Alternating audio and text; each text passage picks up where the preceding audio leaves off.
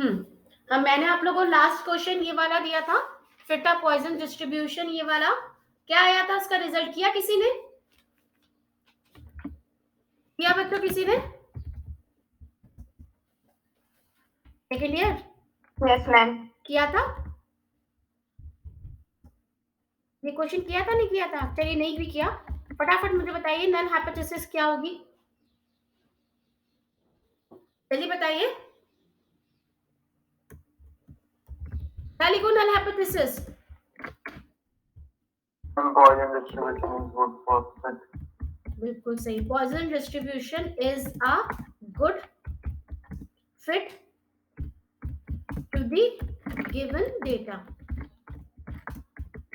ठीक है, ये तो हो गई अपनी नल हाइपोथेसिस। और नल हाइपोथेसिस के अंडर हम लोग कैलकुलेशन करेंगे। चलिए करिए। हाँ, नल हाइपोथेसिस के अंडर करेंगे तो मीन सबसे पहले तो लैम्डा निकाल लीजिए। मैं पॉइजन डिस्ट्रीब्यूशन वाला ही कॉपी पेस्ट कर रही हूँ। फटाफट निकाल लीजिए बच्चों।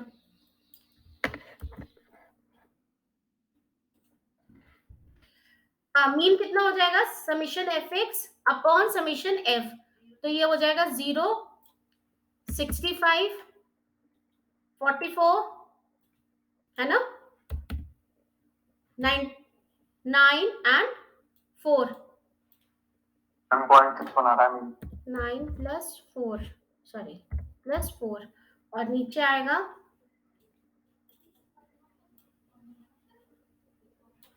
109 प्लस 65 प्लस 22 प्लस 3 प्लस 1। हाँ, कितना आ रहा है बच्चों उसका पॉइंट? 0.61। और ये बताओ बच्चों, समीशन ऑफ एफ कितना आ रहा है? समीशन ऑफ एफ कितना आ रहा था? 200। कितना? 200। ओके, ये आ गया आपका 200, है ना। और यहाँ आ गया एक्स, कहाँ तक हमें फाइंड करना है बच्चों? एक्स इज इक्वल टू 4 तक करना है। देखो दे रखा है एक्स इज इक्वल टू 4, तो ये आ जाएगी आपकी, यहाँ वैल्यू मैंने लिख दी 0.61, है ना, और ऊपर भी लिख दी 0.61। फटाफट इवैल्यूएट करके बताते जाओ कितनी आ रही है।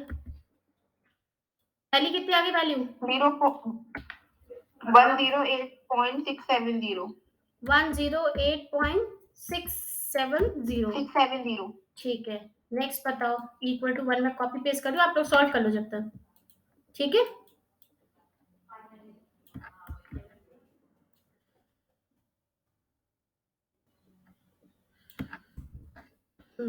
x इज इक्वल टू 1, ये आ जाएगा आपका 1, ये आ गया आपका 1 फैक्टोरियल। बताओ ये कितनी आ रही बच्चों?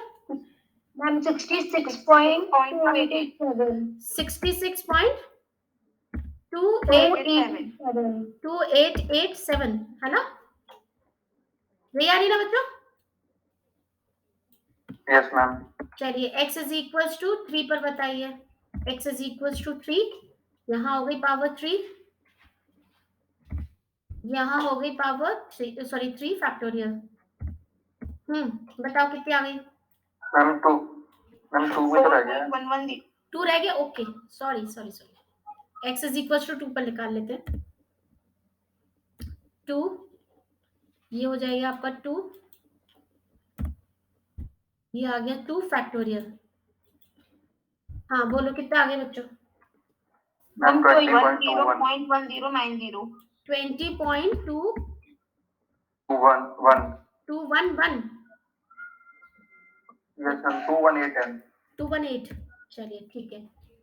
x इज इक्वल टू 3 पर निकाल लेते हैं। x इज इक्वल टू 3, और ये आ जाएगा 3, और ये भी आ जाएगा 3 फैक्टोरियल। हाँ बताओ कितनी आ रही है? मैम 4.1110। 4.1110, ठीक है। अब निकालेंगे हम x इज इक्वल टू 4 पर। हाँ, x इज इक्वल टू 4, ये हो गया 4, ये हो गया 4 फैक्टोरियल। बताओ कितनी आ रही है? मैम 0.6269। एक मिनट, हाँ 0.6269 ये बोल रहा है ना बेटा? Yes ma'am. ठीक है, चलिए हो गए। 4 तक ही निकालना था हमें, है ना? टेबल इंसर्ट कर लेते हैं।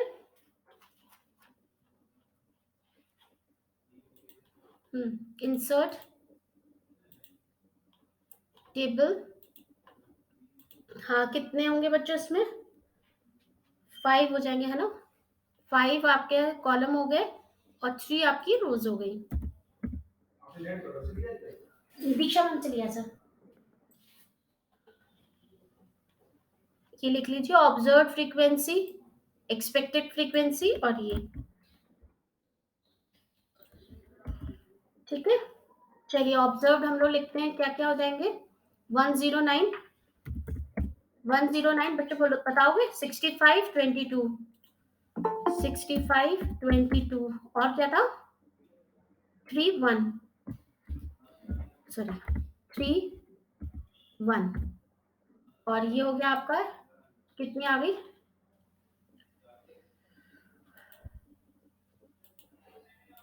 ये आ गई आपकी, कहाँ कितनी कितनी थी? 108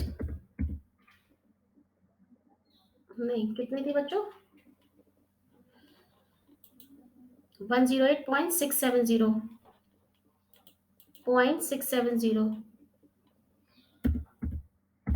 670।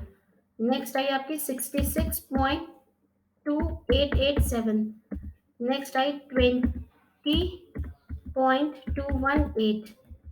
नेक्स्ट 4.110। नेक्स्ट 0.6269। ठीक है ना बच्चों? चलिए ये बताइए सॉल्व करके कितनी आ रही है? फर्स्ट वैल्यू बताओ। 0.001। 0.001, एक मिनट, 0.001। नेक्स्ट बताओ।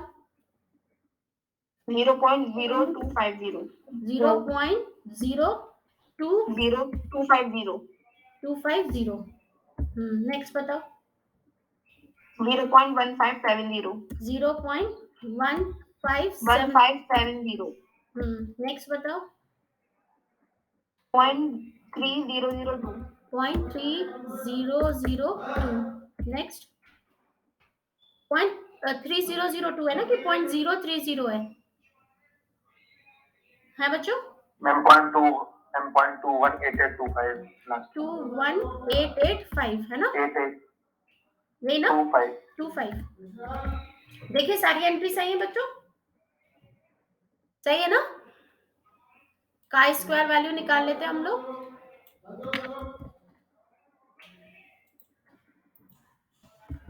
का स्क्वायर की वैल्यू आ गई आपकी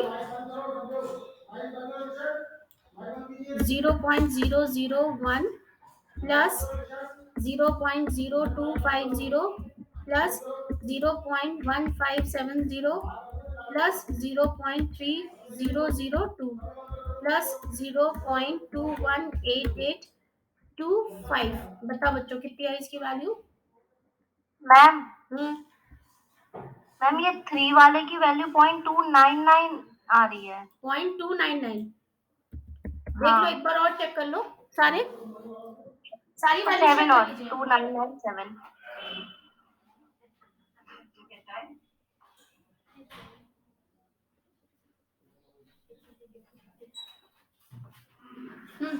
पॉइंट 22997। हाँ बताओ बच्चों, अब इवेलुएट करो कितना आया?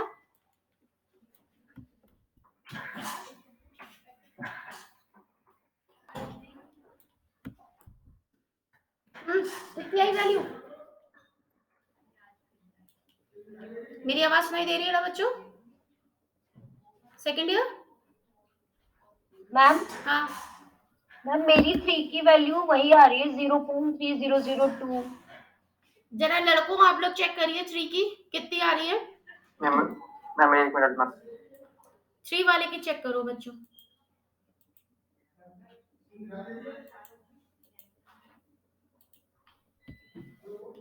चेक करो कितनी आ रही है। मैम 0.29978। ठीक है, यही है। यही आ रही है 0.299। चलो इसका समीशन बताओ बच्चों, ये कितना आ रहा है? 0.7015। 0.7015। देखिए यस मैम। देखिए बच्चों, यही आ रहा है वैल्यू, है ना? और डिग्री ऑफ फ्रीडम कितनी हो जाएगी बच्चों? क्या लिखूं मैं? 4 - 1 ना? 4 नहीं, 5। 5 - 1 ना इक्वल टू 4। क्यों बच्चों यही रहेगी? 5 - 1, 1 2 3 4 5 है ना? 5 - 1 4 इज, चलिए देखते हैं हम लोग कितनी आती है। एफ डिस्ट्रीब्यूशन की देखिए टेबल आप लोग के पास है बच्चों? ये रही। हमें कितना लिखना है? 0.05 पर। हाँ बच्चों, क्या था? नहीं, हमें तो काई स्क्वायर की देखनी है बच्चों। एक मिनट, मैं निकाल रही हूँ काई स्क्वायर। हाँ देखो क्या था, डिग्री ऑफ फ्रीडम हमारी कितनी है? 4। 4 में हम देख रहे हैं 0.05। कितनी आ रही है देखिए बच्चों, देखिए कितनी आ रही है, दिख रही है आपको? 9.488। हाँ 9.488, बिल्कुल सही। लिख लीजिए 9.448। भैया गेट बंद कर दीजिएगा। 488 मैम। 9.488, ओके 9.488। ठीक है, अब क्या हुआ? कैलकुलेटेड वैल्यू हमारी कम आ गई टैबुलेटेड वैल्यू से। भैया गेट बंद कर दीजिए Srivastava ji. Hence null hypothesis is accepted। ठीक है, दैट इज पॉइजन डिस्ट्रीब्यूशन जो हमने ले रखा था बिल्कुल सही है, is a good fit to given data.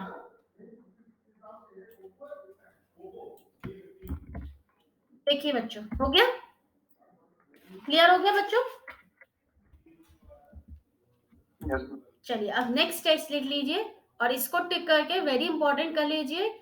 ये आप लोगों का बहुत इंपॉर्टेंट है और ये आता है बच्चों, है ना? और 10 नंबर का आता है इसमें फॉर्म, आपका जो क्वेश्चन आता है। ठीक है, इसमें लिख लीजिए काई स्क्वायर, हेडिंग डाल लीजिए काई स्क्वायर टेस्ट ही है ये। मैम हम्म हम कितना बचा सिलेबस अभी? इसके बाद एक टॉपिक और है बच्चों बस, ये तो उसके मैं बाद रिवीजन करेंगे आप? हाँ हाँ बेटा, as a test of independence. अभी तो जब तक आपके पेपर नहीं हो रहे रिवीजन करिए as a test of independence. ठीक है, चलिए इसमें हम लोग क्या करते हैं एक्चुअली बच्चों, इसमें क्या होता है, क्या आप इवैल्यूएट करते हो? हम इसमें इवैल्यूएट कर मतलब हम लोग इसमें क्या अज्यूम करके चलते हैं कि जो भी दो एट्रीब्यूट्स हैं वो इंडिपेंडेंट हैं। एट्रीब्यूट्स मतलब जिनके लिए हमें एसोसिएशन बताना पड़ता है कि इनमें एसोसिएशन है कि नहीं है। तो जो नल हाइपोथेसिस होती है इसमें हम सिर्फ अज्यूम करेंगे कि there is no association between the attributes. ठीक है, जो भी आप टेस्ट कर रहे हो उसके अंडर में, और फिर हम टेस्ट उस पर अप्लाई करते हैं और उसी के अकॉर्डिंगली जैसे हम लोग टेबुलर वैल्यू देख रहे हैं, कैलकुलेटेड वैल्यू देख रहे हैं, उसी के जो हम लोग ने अभी तक किया उसी के अकॉर्डिंगली हम बता देते हैं कि whether our null hypothesis is accepted और not. So the main purpose of this chi-square test as a test of independence is to find the association between the two given attributes। Clear हुआ बच्चों? अच्छा, इसमें जो होता है chi-square की जो वैल्यू होती है वो चेंज हो जाती है। तो वो कैसे चेंज होती है वो मैं आपको लिख के दे रही हूँ। क्या होती है हमारी इसमें, मतलब मैं यहाँ लिखूंगी तो आपको इतना क्लियर नहीं समझ में आएगा बच्चों, जितना मैं आप लोगों को बताऊंगी कि मतलब कैसे अप्लाई करते हैं। लिखने में थोड़ा सा टफ है बट इसको अप्लाई करोगे तो आपको थोड़ा सा इजी लगेगा। देखिए फॉर्मूला लिखिए, 2 बार आपने इसमें समेशन लिखा। ठीक है, यहाँ लिखा आपने I is equals to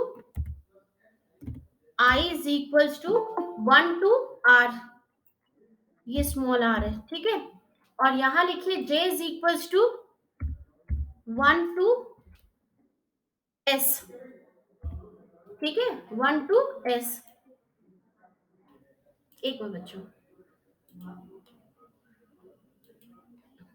1 to S, और यहाँ लिखिए आप लोग ये ब्रैकेट होगा आपका ये वाला, और यहाँ लिखो आप अपॉन में, यहाँ अगेन आपका ये टर्म रखेंगे हम, और यहाँ ब्रैकेट लिखो आप ये वाला, और अंदर लिखो AI, कैपिटल AI, ठीक है, फिर लिखिए कैपिटल BJ, कैपिटल BJ, ठीक है, माइनस, अच्छा इसको आप ऐसे ही लिखिए, ठीक है। नेक्स्ट यहाँ जब हम लिखेंगे तो आपने ये लिखा है, ठीक है, यहाँ आपको फिर से यही लिखना है AI BJ, इसी को कॉपी पेस्ट कर लेती हूँ। लिखने में थोड़ा सा टिपिकल है बच्चों फॉर्मूला, लेकिन जब आप यूज करोगे तो बहुत इजी है। इनिशियल 0 मतलब इनिशियल का whole square upon AI BJ 0, ये आपका फॉर्मूला है, ठीक है, लिख लीजिए, राइट डाउन दिस। और इसकी डिग्री ऑफ फ्रीडम जो होती है वो होती है हमारी, नीचे लिख लीजिए, डिग्री ऑफ फ्रीडम जो होती है, डिग्री ऑफ फ्रीडम DOF या DF इज इक्वल्स टू, ये होती है हमारी R-1 इंटू S-1, ये होती है डिग्री ऑफ फ्रीडम। R और S आपके रोज और कॉलम में, ठीक है बच्चों, ठीक है, फॉर्मूला लिख लिया। चलिए फटाफट इसका क्वेश्चन करते हैं तो आपको ये फॉर्मूला और क्लियर होगा। सबसे पहले तो एकदम नॉर्मल सा मैं आपको क्वेश्चन लिखवा रही हूँ, write down the question. Number 1, what are the expected frequencies of 2 cross 2 contingency tables given below, ठीक है, आपको इसकी एक्सपेक्टेड फ्रीक्वेंसीज इवैल्यूएट करनी है। नंबर 1 हमें दे रखी है, इंसर्ट करिए टेबल 2 रोज 2 कॉलम, ठीक है, ये क्या हुआ,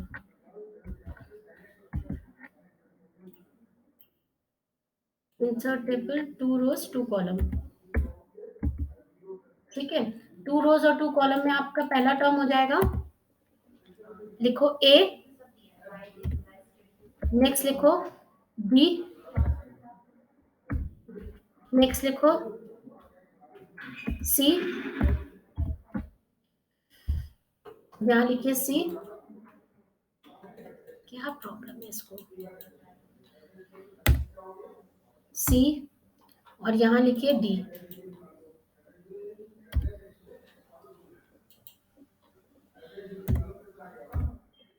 ठीक है बच्चों, फटाफट लिख लीजिए।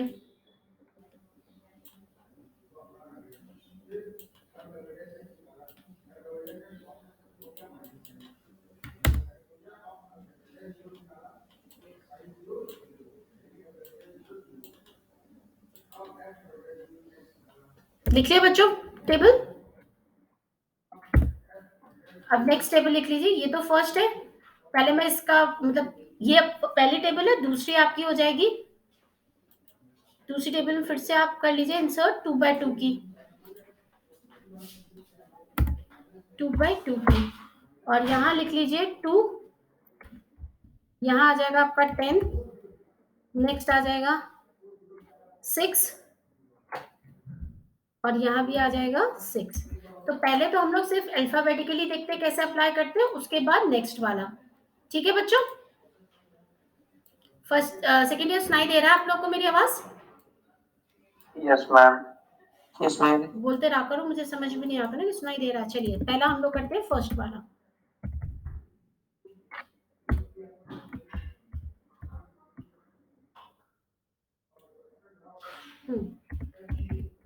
सोल्यूशन। चलिए अब हमारे यहाँ पर टेबल बनाते हैं हम लोग। यहाँ लिखो ऑब्जर्व फ्रीक्वेंसीज, ऑब्जर्व फ्रीक्वेंसीज, इसमें टेबल इसके नीचे बनाइए और यहाँ लिख लीजिए आप एक्सपेक्टेड फ्रीक्वेंसीज, एक्सपेक्टेड फ्रीक्वेंसीज। ठीक है, ऑब्जर्व फ्रीक्वेंसी में आप बनाइए टेबल, इंसर्ट करिए 3/3 की, इंसर्ट टेबल, ये हो गया 3 और ये भी हो गया 3। ठीक है, ऐसे ही इसके नीचे भी आपको 3/3 की बनानी है बच्चों।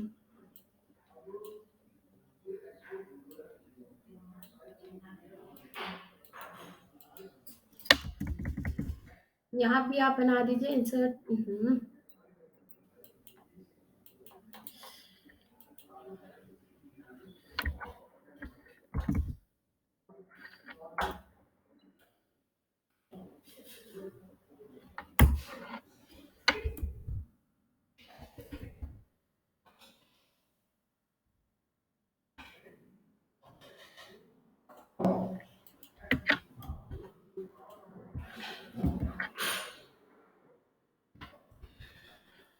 मान जाने क्या है ये।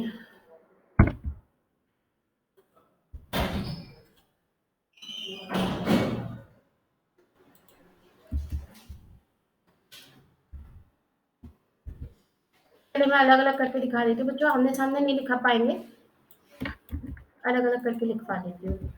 हाँ देखिए, ऑब्जर्व फ्रीक्वेंसी में पहला था अपना ए, दूसरा था बी, है ना।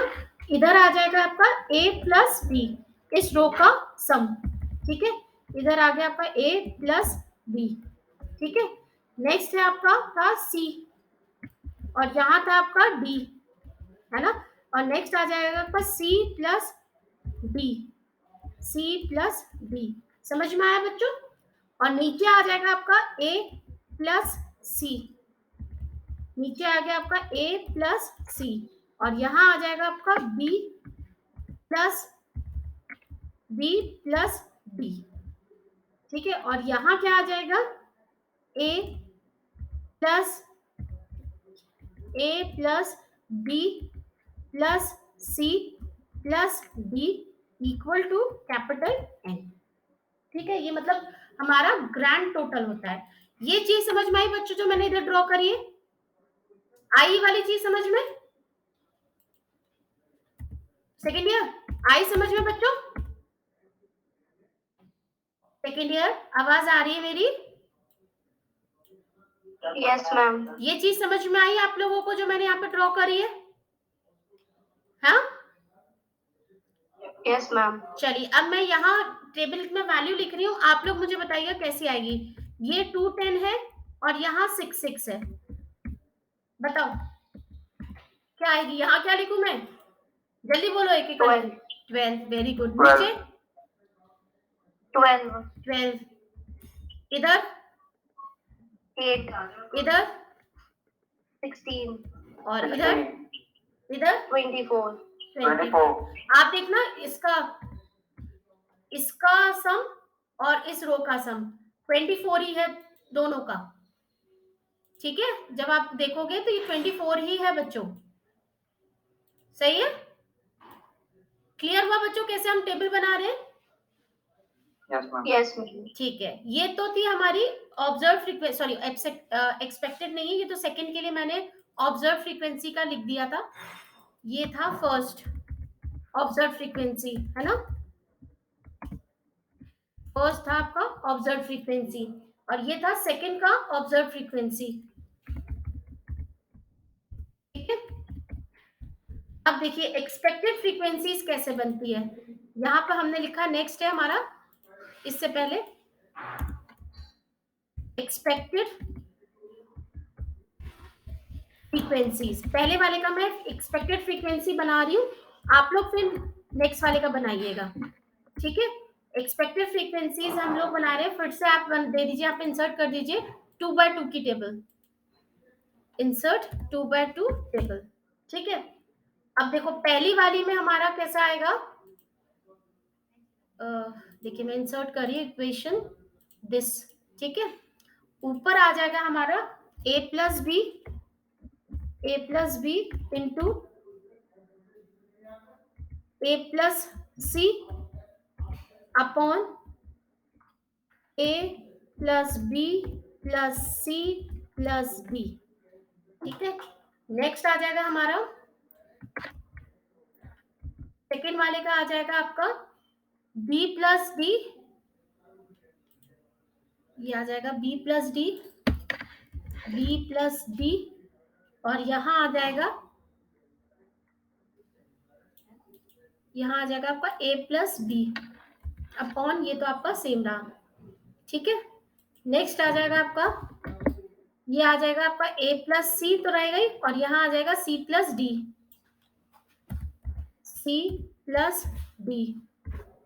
ठीक, नेक्स्ट आ जाएगा आपका b प्लस बी,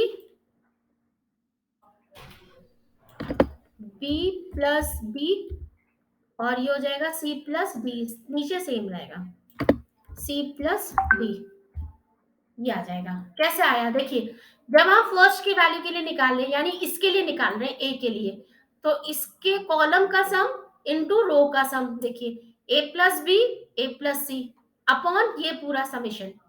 ठीक है, जब हम b के लिए निकाल रहे हैं तो इसकी रो का सम और इसके कॉलम का सम, देखिए b plus D a plus B upon this. Similarly जब हम c के लिए निकालेंगे तो इसकी रो का सम इसके कॉलम का सम का मल्टीप्लिकेशन, और जब आप डी के लिए निकालोगे तो इसकी रो का सम और इसके कॉलम का सम। समझ में आया बच्चों? क्लियर हुआ बच्चों कैसे निकली वैल्यू? Yes ma'am. चलिए अब फटाफट वंस मोर एक बार फिर से बताती हूँ। देखो क्या हुआ, जब आप इसके लिए निकाल रहे हो ए के लिए, देखो बेटा एक्सपेक्टेड फ्रीक्वेंसी आप ए के लिए निकाल रहे हो, तो इसकी रो का सम देखो कितना है ए प्लस बी, और इसी के कॉलम का सम देखो कितना है ए प्लस सी, तो देखो इन्हीं दोनों का मल्टीप्लाई लिया मैंने, है ना, अपॉन सम रहेगा। और ऐसे ही जब आप बी का निकालोगे तो इसकी रो का सम ये और इसके कॉलम का सम ये, देखो इन्हीं दोनों का मल्टीप्लिकेशन लिखा है मैंने, आ गया। चलिए अब इसके लिए बताइए, इस वाली टेबल के लिए हम कैसे निकालेंगे? मैं यही पूरी कॉपी कर लेती हूँ, आप सिर्फ मुझे वैल्यू बताना, वो मैं चेंज करके लिख दूंगी। बताइए एक्सपेक्टेड फ्रीक्वेंसी क्या होगी इसके लिए? 8 into 12 upon 24. बिल्कुल सही। तो क्या लिखूं? बताते भी जाना वैल्यू भी। क्या 4 आ रही है, ये आ जाएगा 8 into 12 अपॉन 24। हाँ कितनी आ गई? 24 कितनी आ गई? 4। 4। हाँ बिल्कुल सही। अब नेक्स्ट बताओ, ये वाली बताओ कितना होगा? 16 into 12 upon 24. 16 into 12 अपॉन 24 कितनी आ गई? 8। ठीक है, नेक्स्ट ये बताओ। 8 into 12 upon 24. 4 ही आई है ना? ये बताओ। 16 into 12 upon 24. बिल्कुल सही, और ये 80 आई है ना? क्लियर हुआ बच्चों कैसे Yes, हम टेबल ma'am. बना रहे हैं, है ना? क्लियर हुआ? चलिए अब इसमें नेक्स्ट क्वेश्चन लिख लो, फिर मैं क्लास आपकी हटा रही हूँ। क्वेश्चन लिख लीजिए, from the following table regarding the colour of eyes of father and son, test if the color of son's eye is associated with that of the father। ठीक है, तो टेबल बना लेते हैं हम। इंसर्ट टेबल कर लेते हैं।